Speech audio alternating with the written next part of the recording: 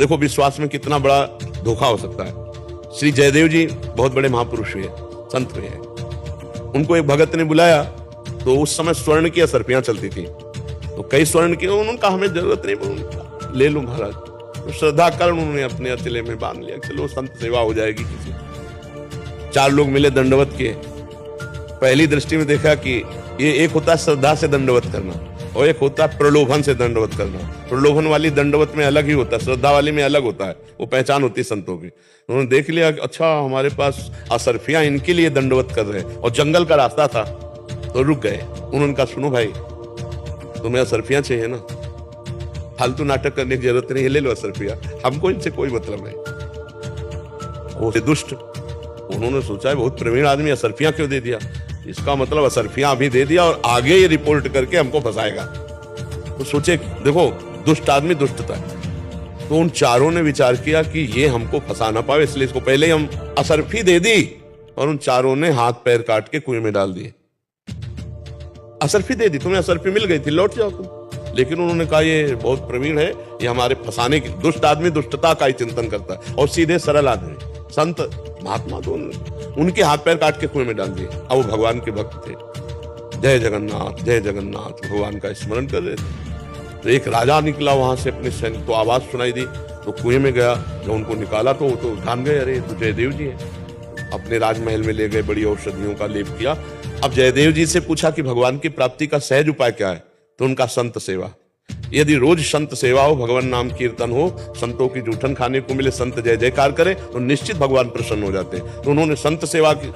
अब उन चारों चोरों ने सोचा, उनको तो पता नहीं था, तो चारों ठग जो चोर थे जिन्होंने हाथ पैर काट, और उन संतों के दर्शन के लिए जयदेव जी बैठते थे, हाथ पैर कटे ऐसे आसन पर बैठते, और जो संत जन जाते सबको ऐसे दर्शन करते। चोरों ने देखा तो आपस में ये वही है जिसको काट के कुएं में डाला था।